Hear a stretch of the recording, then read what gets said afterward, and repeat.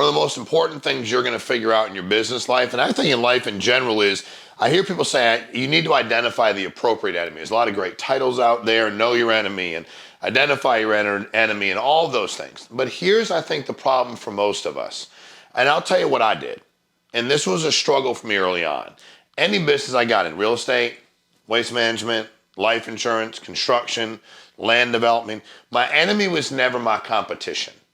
I was going to smoke them anyway.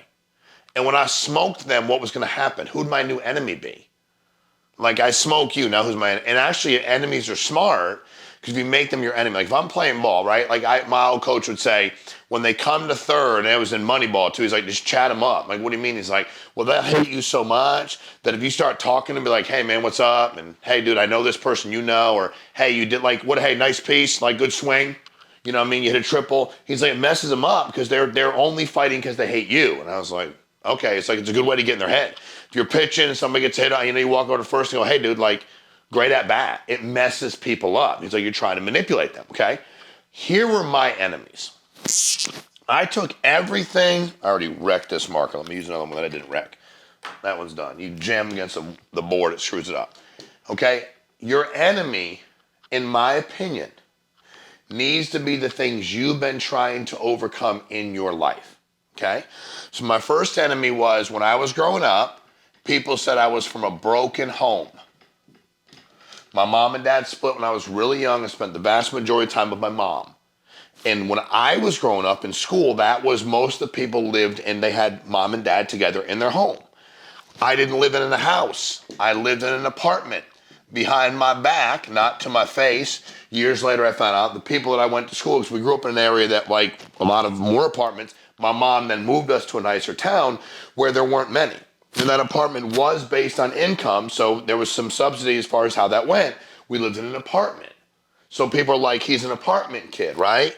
The next thing was that we didn't have any money. Nobody in my family had made the money I wanted to make. Didn't mean people were all broke as shit, but they didn't, there wasn't anybody I could point to in my family and I'm like, his success is what I want. Nobody. I also knew that I had significant alcohol and drug problems. That was the enemy. So I can go through these for days. I wanted something better for my kids. When my kids, even before they're born, I'm like, when I have kids, I want better for them in every situation. I might not succeed in all of them, but I want better for them. And the last thing was my enemy was time and money. I wanted the time. I wanted to control my time. I wanted to make enough money where I controlled my time. These were the enemy. These, not Tom's real estate company, Tim's waste management company, this dude's life insurance company. When I got in the life insurance business, let's use that. That's the latest example. When I got in the business in 08, I just started. I was competing with everybody. And then I was the number one sales guy and I was the number one recruiter. Well, now who do I compete with? I was competing with this. Who do I compete with? If I'm already number one. It took me not too long to be number one sales guy in the company. It took me not too long to be number one recruiter. That's all we did at the company. Sell, recruit, recruit, sell. What do I do now? My enemy was here, dude. My enemy was all these things here. Everything that was said about me and the teachers that told me since I was from a broken home, I need to lower my goals. I had very high goals. That because I never grew up in a house, I had to get used to the fact that I was probably going to rent my whole life. Because we were broke, I shouldn't want to have such unbelievable financial goals, because I did have those even early on. That because nobody's showing you in your family, I can remember my economics teacher saying these things to me. And it's like, the funny thing is that you and your husband combined times a lot didn't make the money. Like, I'm not trying to say something about money, but like, we're talking about what I couldn't get, what I wasn't going to be able to accomplish. I was always making sure I didn't fall back into patterns where I was using drugs and alcohol. And again, I wanted my kids to have a better lifetime, money, time. So that's always been my enemy. The problem when you pick a very small enemy, hey, I'm starting my company here and my goal is to be as big as this guy over here. Well, what happens when you get bigger than him? Or let's say when I got in the waste management business, my enemy was never one of these national waste management companies. They've been doing it for hundreds of years. Imagine how frustrated if my enemy was a company that, let's be honest, that have been flowing for 100+ years. I got in with a few bucks, where I'm going to be bigger than them. You see it with companies and they can never, so you're in this perpetual frustration. So what happens when you pick an enemy that you could never compete with, then you give yourself a pass too. I can compete with these enemies.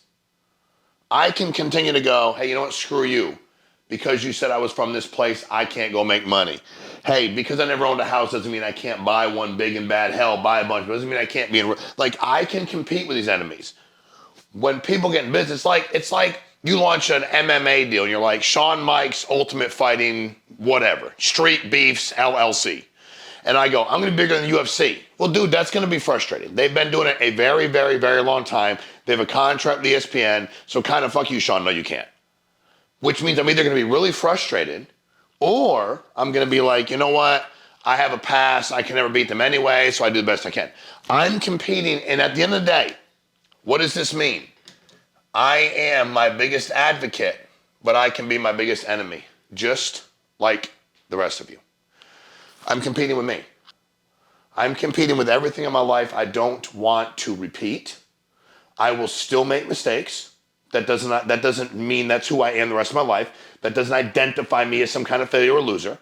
But it means I'm always working, and then these things evolve. Then I want to become a better businessman than anybody I'd ever met. Then I wanted to go ahead and build insane passive income. They couldn't be taken away from me. Then I wanted to put my family in a position where generationally they were taken care of. Then I wanted to give back more money than anybody else I'd ever met. Like what I'm fighting against, and by the way, this enemy has this like terrible word. If you and I are playing against each other in a game, I'm pitching, you're hitting. You're my enemy. I don't want you to die. I don't hate you. But at that moment in time, you're my enemy. I'm competing against you. When I'm building something and you and I bid that out, you're my competition. My competition is my enemy. It doesn't mean we can't be friends one day, but as we're competing, we won't be friends. When you came to third base, I tried to make you my friend because I want you to forget that you was my enemy, because we're competing. And if I can convince you that we're friendly, so when I used to go to first, guys used to try to do it to me too. They'd be like, hey, nice piece. I'd be like, I didn't say shit. I knew what you were trying to do. Like, so y'all been doing pretty well. Dude, you need something? No, man, I need to keep you as my enemy for that period of time. I need to keep these things as my enemy. When my 9th grade English teacher told me I couldn't buy a Rolex because I was from a broke family, we never made any kind of money, I was from a broken home, I lived in an apartment, toned my goals down. Shawn, guys like you can never buy a Rolex. Well, hey, guess what, Mr. H? Fuck you. I got about 10 of them, I think. My point is, you don't define me. You didn't define me then, you don't define me today. But I keep fighting this enemy forever. It's an enemy that I can prevail over. It's an enemy I can identify. But a lot of us pick the wrong enemy. By the way, as I'm competing with you, you're not my enemy forever. I go back to these things, and then I add things to them. I want to become more humble. I was crazy about humility. Don't ever, ever, ever read your own newspaper clipping. So I can go on and on about the enemies forever. As you're building your business or you're competing to get where you want to get to, there's an opposition on the way. That guy I'm competing against is really more my opposition than my enemy, but for that period of time, he's my enemy. The people I competed with in waste management, life insurance, real estate, they were the opposition, but my enemy drove me. What I didn't want to become drove me. Doesn't mean I didn't fail. Doesn't mean I didn't fail. Didn't mean I'd be like, hey man, I want to stay married forever. Doesn't mean that didn't mean I didn't fail along the way. But when I got into it, man, this was not going to define my financial success. You weren't going to tell me who I was going to be financially based on where I came from. That was what I was fighting. Really, the enemy was the men and women that allegedly helped raise me. Teachers, thank you. Coaches, thank you. Employers, thank you. Parents of people I knew, thank you. That passed this judgment upon me and said that the goals I had, because I had them when I was young, to be successful financially, I was not going to obtain them because of all these things. Now, I didn't live my life going, I wonder what Mrs. So-and-so or Mr. So-and-so were doing in their life. These things, because I was going to do better. Dude, they were teachers. I made more money than them selling weed. I didn't even have to sell cocaine to make more money than them. That was easy. Making fake IDs, I made more money in college than my teachers in high school made. My job at UPS working overtime. If they were my enemy, I would have superseded them a long time ago. The things they said about me and the ways they tried to identify me were the ways that I believed that I needed to fight against on a daily basis. I didn't hate myself for it. I didn't live in some kind of martyr status. I just identified the enemy. And the enemy can be changing. It can grow. Now these things probably aren't my enemy. I've been sober 23 years. I'm still cognizant of it, but it doesn't drive me the way it drove me 22 years and 10 months ago. That was my everything. The fact that that I've owned literally thousands of homes, real estate investments, sold, live in a house now that's worth more than the entire complex I lived in, and it was a lot of units. Time's a big number. That's not doing it anymore. I'm really not worried about what they said about me being from a broken home and that we weren't raising any money. Now I start evolving to my family was here financially. I got us here, but I now need to get us here. It's not about money. Time, passive income, quality of life, giving back, decisions I make. But a lot of people are like, here's my company. My company is, KSM over here, and your company is SSM over here, and your company is whatever it is, MMM over here. And all of a sudden now, I'm like, dude, I'm gonna pass you. Then who's my enemy? I gotta find a new company over here to be my enemy? No. I'm not gonna repeat the mistakes of the past. I'm not gonna be identified based on my history. Same as if you might go, you know what, dude? I was raised crazy good and people said, I'm gonna, I don't have to work to get this. Or my dad played in the NFL and now I'm his son and I'm going to college and I'm gonna go bust my ass to prove that just because of my name, I don't get nothing. Whatever it is that drives you, but you have to identify it on a daily basis. And I do think it's important to know what that is. If I know people go like, well, most people in my family are overweight. Well, that's a genetic enemy you have. That's a genetic enemy that you can defeat. Most of my people in my family develop heart problems. That's a genetic enemy that you can work on defeating. Most people in my family have drug and alcohol issues. That's an enemy you can work on defeating. Everybody in my family's been unbelievably successful, but they never built any time to do the things that are important. That's an enemy you can defeat. But the first thing you have to decide is, what does success look like for you? Because the problem is that most folks don't even know what success looks like for them. And mine was simple. If you asked me what success looked like, it wasn't very complicated. That's the other thing when you do meetings. People would try to come up and they'd be like, I'll erase the board from you. I'm like, dude, I work here. I don't need you to erase my damn board. I always watch too to see people let them erase the board. They're like, I got it for you. And the person watches. I'm like, dude, you can erase it. You ain't that full of yourself. You ain't that fucking important. But you have to understand that as you're building something and as you're putting yourself in the position, you have to decide, what does that look like for you? I wanted time. I wanted to make enough money where I could buy time. I didn't want to miss all my kids' games.